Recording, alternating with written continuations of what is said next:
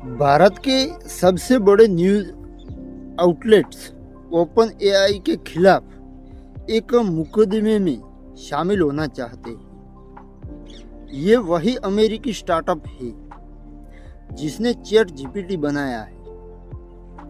इसमें Indian express, the Hindu, India today और गौतम अडानी के स्वामित्व वाले एनडीटीवी समेत 10 से ज़्यादा सबसे पुराने भारतीय मीडिया चैनल या प्रतिष्ठान जो कहो वो शामिल है।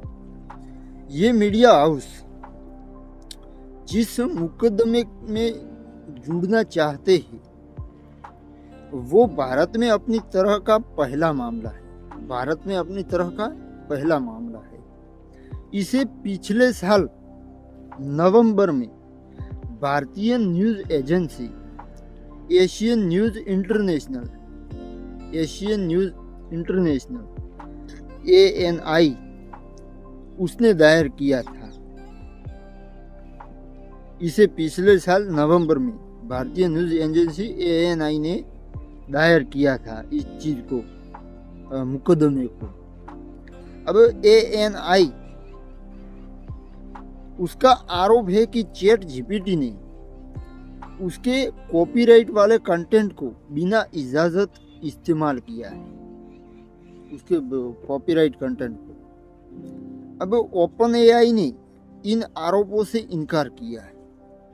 उसने बीबीसी से कहा, बीबीसी मीडिया जो है वो उससे कहा कि वो केवल सार्वजनिक रूप से उपलब्ध डेटा का इस्तेमाल करता है।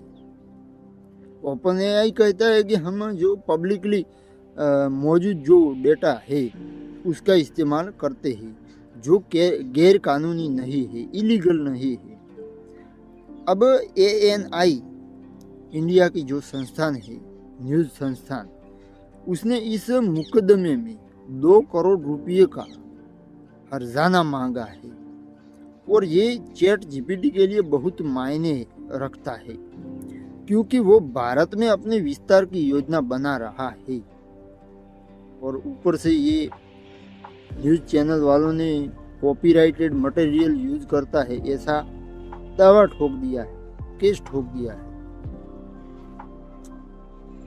तो सबसे पहला एक प्रश्न आता है कि ओपन एआई और उसके लिए भारत इतना अहम क्यों है।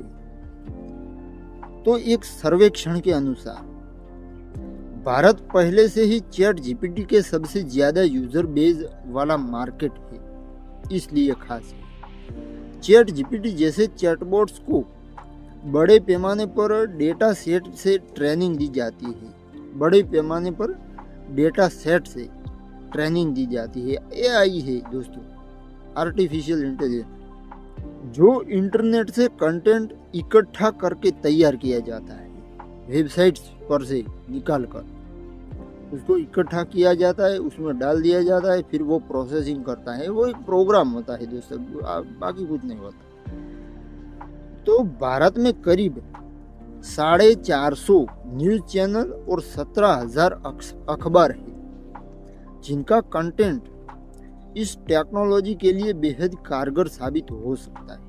क्योंकि भारत के मुद्दे विदेशी मीडिया में तो होते नहीं है, इसलिए हमारी जो वेबसाइट है, हमारे भारतीय जो न्यूज़ चैनल है, वहाँ पर सालों पुराना डेटा यानी न्यूज़ में जो कुछ भी आता है, लिखते हैं, बोलते हैं, वो सब कुछ होता है, तो उसको इस्तेमाल किया है। इसके बारे में ये सारा का सारा खेल है।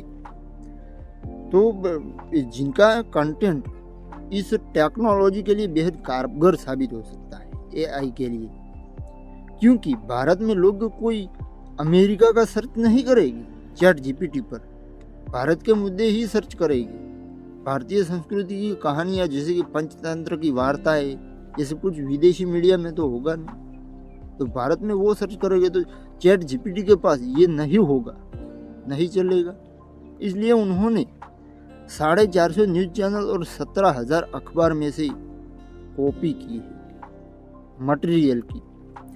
हालांकि ये बहुत स्पष्ट नहीं है कि चैट जीपीटी कानूनी तौर पर किस तरह का या कौन सा डेटा इकट्ठा कर सकता है और किसका इस्तेमाल कर सकता है, ये कुछ स्पष्ट नहीं है कानून के बारे में।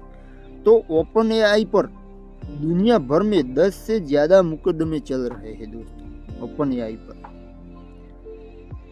वैसे एक तरीके से देखा जाए तो गूगल जब आया उस वक्त भी को ये सारी वेबसाइट पर जो मौजूद है इंफॉर्मेशन, डेटा जो मौजूद है वो गूगल का तो नहीं है ना।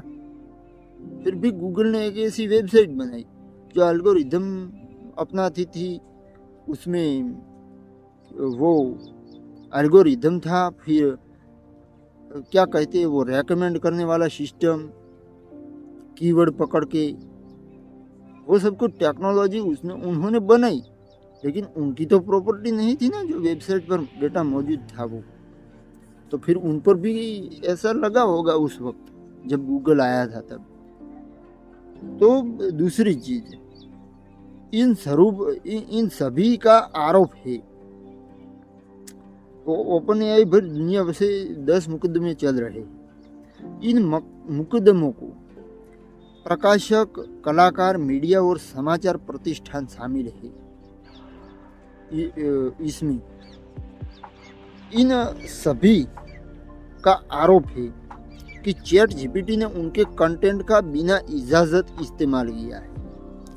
अब सबसे चर्चित मामला द न्यूयॉर्क टाइम्स से जुड़ा है। न्यूयॉर्क टाइम्स अखबार है उनका, उनसे जुड़ा है।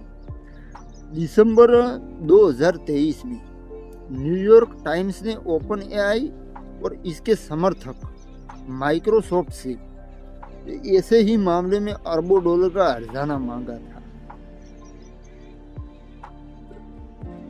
लॉ फर्म यानी कानून की संस्था आनंद एंड आनंद के आर्टिफिशियल इंटेलिजेंस मामले के विशेषज्ञ एडवोकेट विभव मित्तल कहते हैं किसी भी कोर्ट का फैसला दूसरे एक जैसे मामलों के लिए दुनिया भर में प्रभावी साबित हो सकता है। किसी भी कोर्ट का फैसला दूसरे एक जैसे मामलों के लिए, जैसे यूएस में हुआ 2023 में, मैंने जिस तरह बात की न्यूयॉर्क टाइम्स की, उसी तरह भारत में भी न्यूज चैनल्स ने आरोप लगाया। तो ये कहता है विभव मित्तल, किसी भी कोर्ट का फैसला दूसरे एक जैसे मामलों के लिए दुनिया भर में प्रभावी साबित हो सकता है। लेकिन मतलब उन्होंने जो कहा, न्यूयॉर्क टाइम्स को जो फैसला सुनाया गया वही भारतीय न्यूज चैनल्स को मिलेगा जिसमें जुर्माना लगा था। तो उन्होंने भरा न भरा वो तो मुझे पता नहीं है, लेकिन भरा होगा। तो इस तरह भारत में भी होगा। तो मित्तल का कहना है कि ओपन एआई की तरफ से दायर मुकदमे का फैसला ये तय करता है कि भविष्य में एआई मॉडल कैसे काम करेंगे। अब जो एएनआई की तरफ से जो ये मुकदमा रखा गया है, ये तय कर सकता है कि भविष्य में एआई मॉडल काम कैसे करेंगे। साथ ही ये भी तय कर सकता है कि कौन सा कॉपीराइट वाला न्यूज़ कंटेंट चैट जीपीटी जैसे एआई जनरेटिव मॉडल को ट्रेनिंग देने में इस्तेमाल किया जा सकता है। अगर कोर्ट का फैसला एएनआई के पक्ष में आता है, तो इससे और मुकदमे दायर होने की संभावना बढ़ सकती है। साथ ही एआई कंपनियों को कंटेंट निर्माताओं के साथ लाइसेंस साझा करने के समझौते करने पड़ सकते हैं। चैट जीपीटी ने कुछ कंपनियों के साथ ऐसा करना शुरू कर दिया है। अब मित्तल कहते हैं, लेकिन फैसला अगर ओपन एआई के पक्ष में आता है, तो एआई मॉडल को ट्रेनिंग देने के लिए कॉपीराइट वाले कंटेंट के इस्तेमाल की आज़ादी बढ़ जाएगी। यानी बेचारे ये लोग टाइपिंग करते हैं, जो कुछ भी इंफॉर्मेशन होती है ना उसको टाइपिंग इंसान ही करता है, लेकिन वो लोग सीधा फटाक लेके कंप्यूटर से कॉपी मार के उसमें ठोक देते हैं।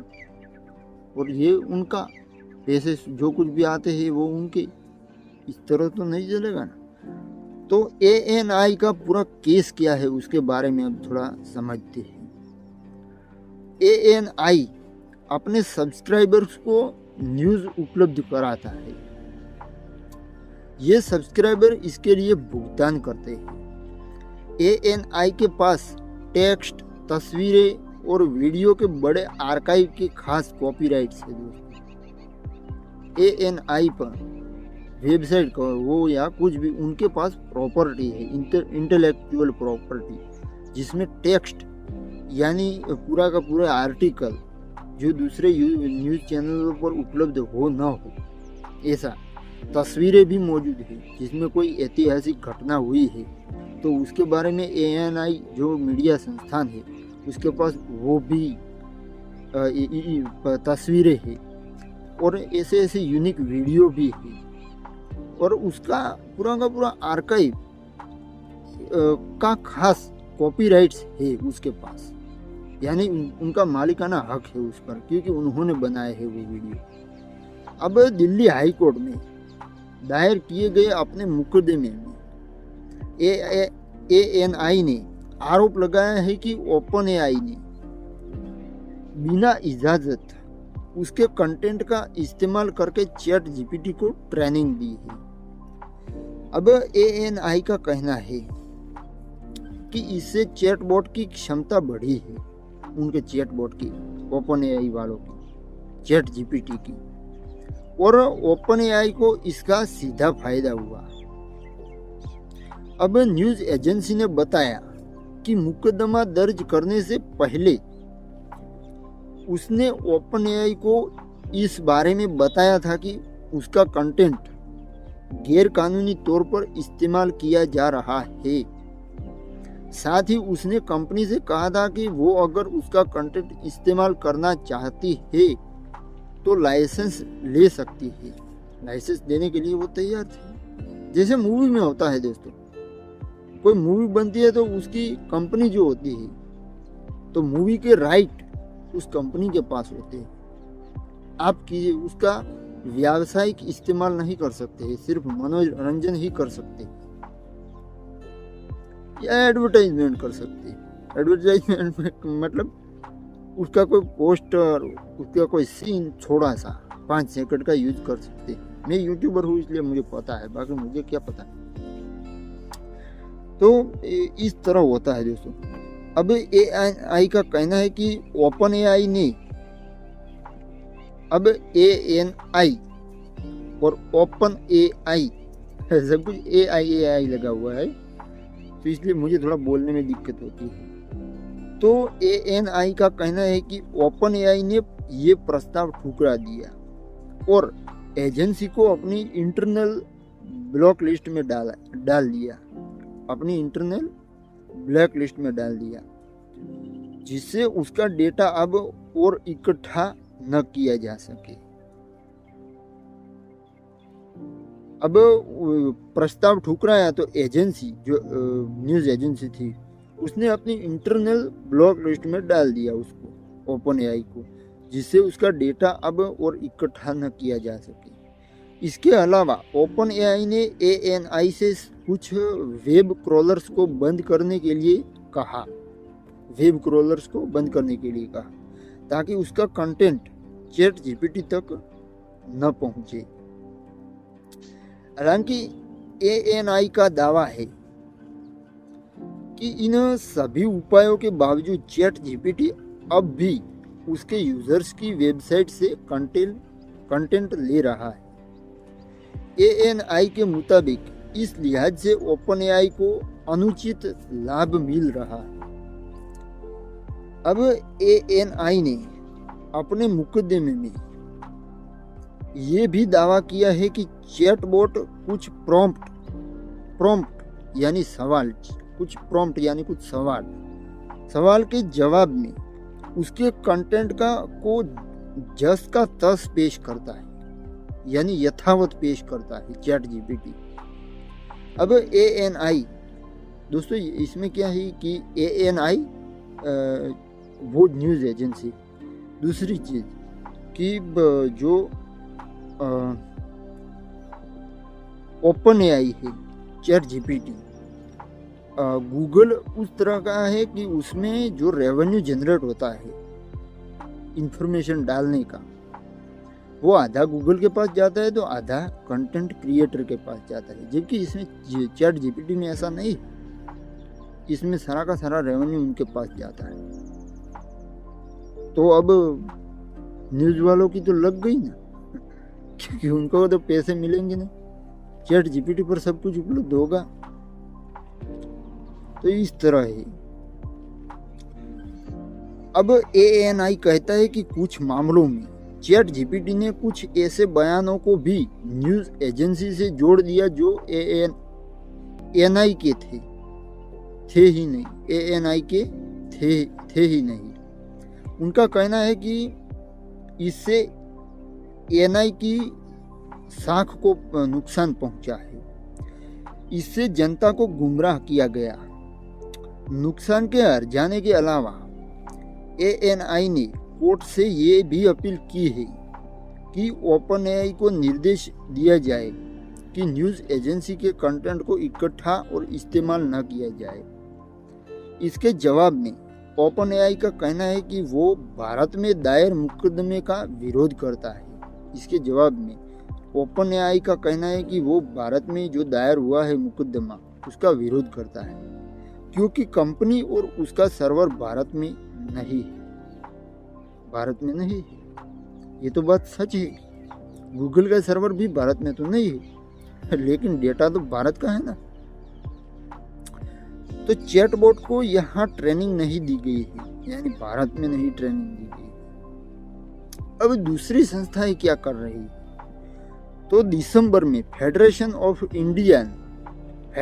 ऑफ इंडियन पब्लिशर्स ने कोर्ट में एक याचिका दायर की, जिसमें कहा गया कि ये संगठन भारत के 80% पब्लिशर्स का प्रतिनिधित्व करता है।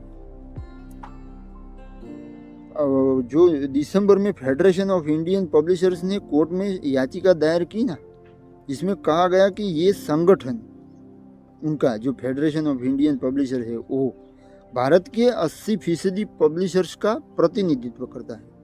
यानी 80% जो कुछ भी जितने भी पब्लिशर्स है, उनके प्रतिनिधि के रूप में हमने ये याचिका दायर की है कोर्ट में। तो इसमें पेंगुइन रैंडम हाउस और ऑक्सफोर्ड यूनिवर्सिटी प्रेस के भारतीय कार्यालय भी शामिल है। ये भी जो मैंने नाम बोले वो भी शामिल है। अब संगठन का कहना है कि ये मामला उन्हें सीधे तौर पर प्रभावित करता है, इसलिए उन्हें भी अपनी दलीलें पेश करने की इजाज़त दी जानी चाहिए।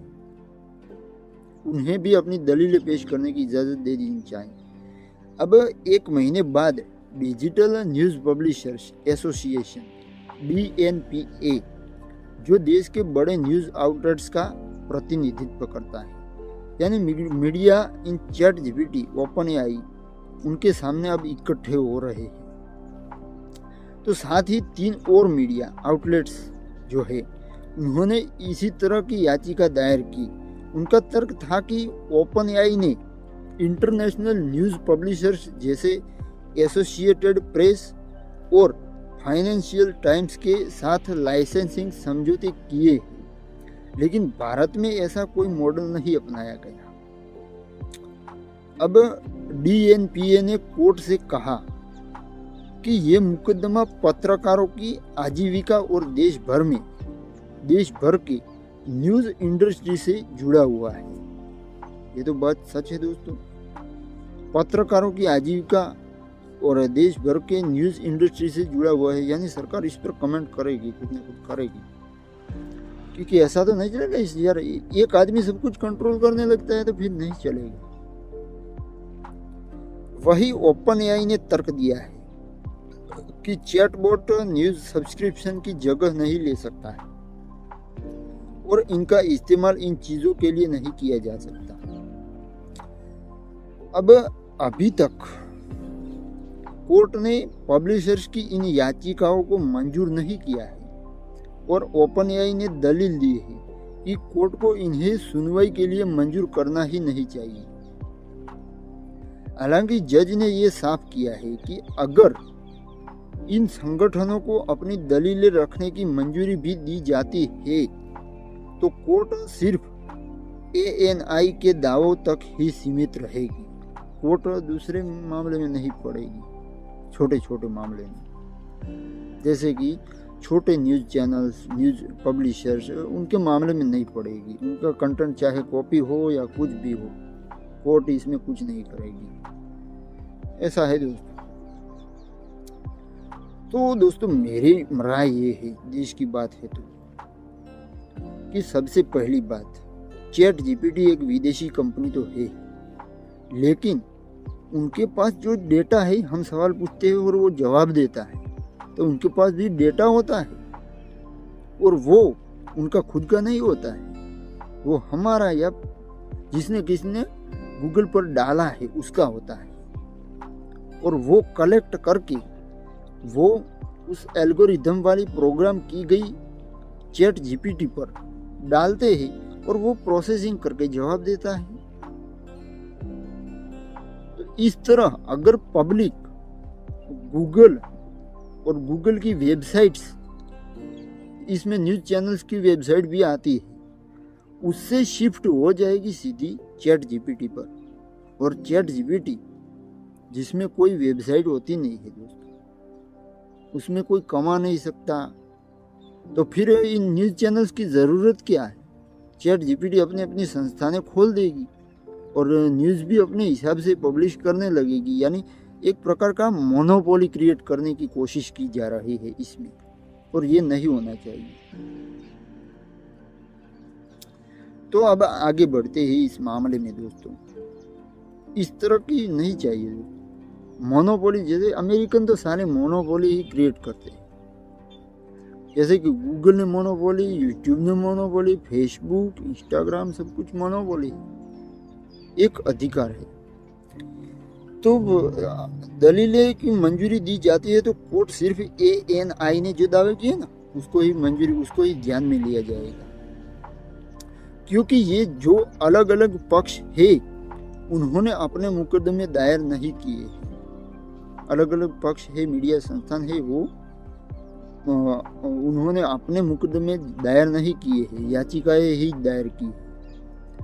अब भारत में आर्टिफिशियल इंटेलिजेंस रेगुलेशन की स्थिति क्या है, इसके बारे में थोड़ी बात करते हैं। तो इस बीच ओपन एआई ने एक न्यूज़ चैनल को बताया कि वो भारत समेत दुनिया भर के न्यूज़ ऑर्गेनाइजेशंस की, भारत के समेत दुनिया भर के न्यूज़ ऑर्गेनाइजेशंस के साथ सकारात्मक साझेदारी और बातचीत कर रहा है ताकि मिलकर काम किया जा सके। और विशेषज्ञों का कहना है कि चैट जीपीटी के खिलाफ दुनिया भर में दायर ऐसे मुकदमे चैटबॉट से जुड़ी ऐसी बातों को सामने ला सकते हैं जिन पर अब तक ध्यान नहीं दिया गया है। अब आर्टिफिशियल इंटेलिजेंस के जिम्मेदारी से इस्तेमाल किए जाने पर रिसर्च करने वाले डॉक्टर शिवराम कृष्णन आर गुरुवयूर कहते हैं, इस पर रिसर्च करने वाले या एआई की जिम्मेवारी पर रिसर्च करने वाले डॉक्टर शिवराम कृष्णन आर गुरुवैर कहते हैं कि चैटबॉट्स को ट्रेनिंग देने के लिए इस्तेमाल किया गया डेटा भी एक ऐसा ही मुद्दा है। यानी चैटबॉट्स, चैट जीपीटी जो है, उसको ट्रेनिंग देने के लिए इस्तेमाल किया गया डेटा भी एक ऐसा ही मुद्दा है। अब आगे वो कहते हैं कि एएनआई और ओपन एआई के बीच चल रहे केस से कोर्ट को चैटबॉट्स के डेटा सोर्स की जांच का मौका मिलेगा। कोर्ट को चैटबॉट्स के डेटा सोर्स कहाँ से आ रहा है, उनका कहाँ से ये लोग डेटा लेते, उसकी जांच का मौका मिलेगा कोर्ट को, और दुनिया भर की सरकारें एआई को रेगुलेट यानी नियमन उसका रेगुलेशन करने के तरीकों पर सोच रही है। अब 2023 में इटली ने चैट जीपीटी पर रोक लगाई थी दोस्तों, ये कहते हुए कि चैटबॉट की वजह से बड़े पैमाने पर निजी डेटा इकट्ठा करने और स्टोर करने से प्राइवेसी को लेकर चिंताएं बढ़ रही है। पिछले साल यूरोपियन यूनियन ने यानी यूरोप के देशों ने एएनआई को रेगुलेट करने के लिए एएनआई जो संस्थान है उसको रेगुलेट करने के लिए एक कानून को मंजूरी दी थी। भारत ने भी एआई को रेगुलेट करने की योजना की तरफ इशारा किया है। 2024 के चुनाव से पहले सरकार ने एडवाइजरी जारी की है जिसमें कहा गया था कि जो एआई टूल अभी अंडर टेस्टिंग है या जिन पर भरोसा नहीं किया जा सकता उन्हें लॉन्चिंग से पहले सरकार से अनुमति लेनी होगी। इसके अलावा सरकार ने एआई टूल्स को अपने प्लेटफॉर्म पर सवालों के ऐसे जवाब देने से मना किया था। एआई टूल्स को अपने प्लेटफॉर्म्स पर यानी चैट जीपीटी एक प्लेटफॉर्म है तो उन प्लेटफॉर्म पर सवालों के ऐसे जवाब देने से मना किया था जो भारत में अवैध माने जाते हैं।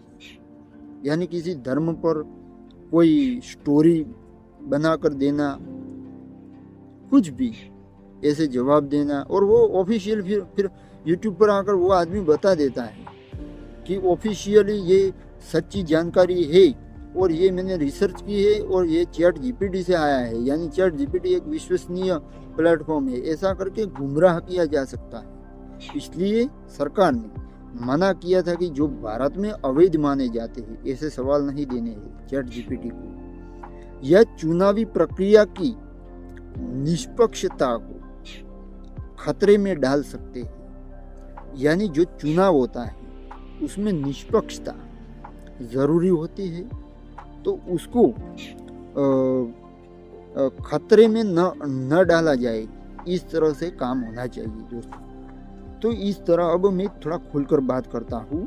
देखिए, जो आर्टिफिशियल इंटेलिजेंस है वो अब तक उसका पहला स्टेज मोबाइल पर शुरू हुआ है। मतलब एक एप्लीकेशन बनाई गई है चैट जीपीटी नाम की, जो ओपन एआई ने बनाई है, जो ओपन एआई कंपनी उन इलोन मस्क की है।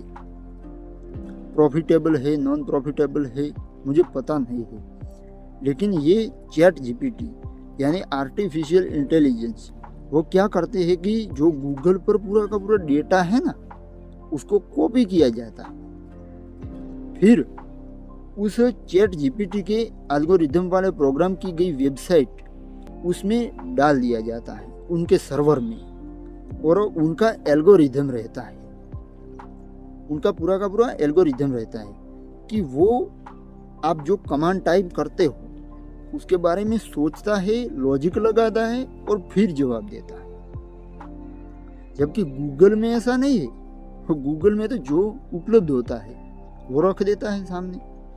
इसलिए और चैट जीपीटी पर आप कोई वेबसाइट क्रिएट नहीं कर सकते, तो फिर क्या होगा कि गूगल की अगर कंपैरिजन में देखा जाए तो गूगल में वेबसाइट बनाता है तो और उसका अपना खुद का डोमेन है उसके पास, कंपनी के पास, तो पूरा का पूरा प्रॉफिट कंपनी के पास जाता है। जबकि चैट जीपीटी में ऐसा नहीं है, वो गूगल से डेटा कलेक्ट करेंगे, पूरा का पूरा जो भी लोग मथते हैं, मेहनत करते हैं, रिसर्च करते हैं, फिर डेटा लिखते हैं गूगल पर या यूट्यूब पर का तो बराबर है, लेकिन वो डेटा लिखते ही और चैट जीपीटी अपनी टेक्नोलॉजी से धड़ाक लेके वो कॉपी करके अपने पैसे बना लेती है।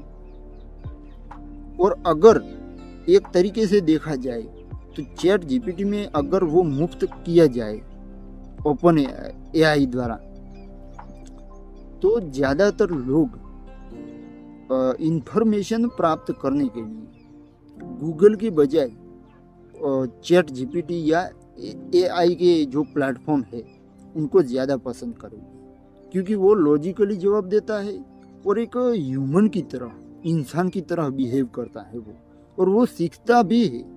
ऐसा नहीं कि ऐसे एल्गोरिदम ही सीखता भी है। अगर कोई गलती होती है तो उससे सीख लेता है, फिर गलती नहीं करता और इस तरह जवाब देता है। और डिटेल में जितनी चाहे उतनी इंफॉर्मेशन आप प्राप्त कर सकते हो, क्योंकि जो गूगल पर कितनी दोस्तों माहिती है, कितनी टेक्स्ट में लिखी गई है, वो सारी की सारी कलेक्ट करके और वो डाली है तो हमने ना, इंसान ने ना, तो उसका इस्तेमाल डायरेक्ट एक कंपनी को प्रॉफिटेबल बनाने के लिए कैसे किया जा सकता है। बाकी भैया कोई हमारा तो प्लेटफॉर्म है नहीं, मैं तो कुछ गूगल पर डालता नहीं हूँ, डालता भी हूँ तब भी कोई काम का नहीं होता। लेकिन जो बड़ी बड़ी न्यूज़ चैनल्स है उनके पास दोस्तों न्यूज़ चैनल जो होती है, कई न्यूज़ चैनल ऐसी भी है जो मानो कि 100-150 साल से, और वो पब्लिश करती है आर्टिकल लिखती है, न्यूज़ लिखती है, कुछ भी लोगों के सामने लिखकर भेजती है। तो उनके पास, और वो रिसर्च करते हैं, कोई ऐसे लिख नहीं देते। फिर बुक्स होती है, उसके भी राइट्स होते हैं लेखक के पास। तो उस तरह सारी की सारी इंफॉर्मेशन कलेक्ट करता है, पूरी दुनिया की मेहनत, और एक आदमी अमीर बनता है या एक कंपनी अमीर बनती है, ऐसा नहीं हो सकता। इसलिए इस पर भी कॉपीराइट कानून लगना चाहिए। तो ये था दोस्तों एआई के बारे में वीडियो। कई वीडियो दोस्तों बनाए हैं आर्टिफिशियल इंटेलिजेंस के मामले में, और जैसे जैसे आइडिया मुझे आते हैं, प्रश्न अंदर उठते हैं, उस प्रकार के वीडियो बना देता हूँ। और वीडियो देखने के लिए दिल की गहराई के साथ आपका बहुत बहुत धन्यवाद।